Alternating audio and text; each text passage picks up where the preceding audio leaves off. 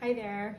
Today we're taking some grapes from the backyard that we grew, that we froze for several months, and we're going to de-stem them, first wash them, then de-stem them, crush them, and put them in this glass jar to ferment. We're going to be making our first batch of wine.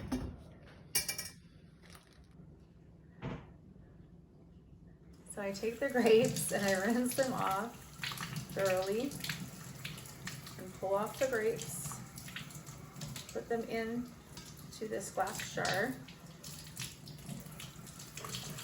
and keep going. And you do that until you're done with all the grapes. And there's lots of grapes to do. So I'm really excited to show, it's so little, right? Oops, is there a leaf in there? There sure is. So it's such a little bit of grapes. And I found some little straggler grapes that I'm gonna pop in the jar and make sure there's no stems on it. And this is kind of what's left over after you de-stem, is these clusters that are just mostly all vine material and stems and stuff. So anyway, I'm going to now crush the grapes. Okay, so I'm just gonna use all the things we've read. It's just all about wood. You can also mash them by hand. Oh, look, see what popped up? A stem. So this is a good process because you can find things you missed in the first place.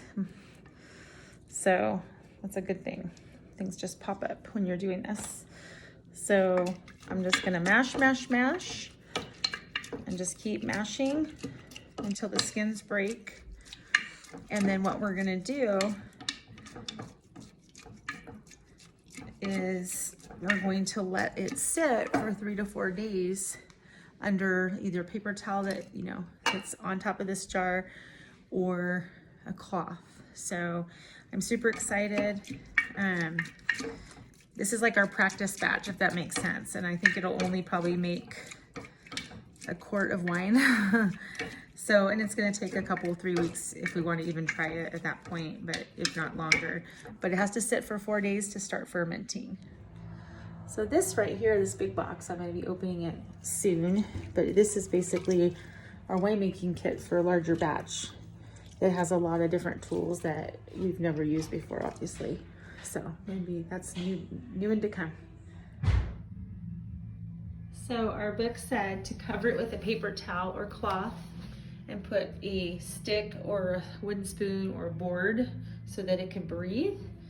I squished the grapes really, really good. So we should be in business for this tiny batch of wine. And again, we have 100 vines, actually 110 vines up on the hill.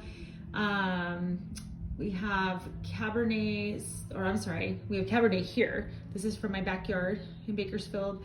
But here we have on the hill Zinfandel and Primitivo, which will be hopefully have their first harvest this summer, late summer. So we'll see what happens. But in the meantime, we ordered some Cabernet Sauvignon California grape juice from a winery. So we're hoping to use this kit to do our first bigger batch.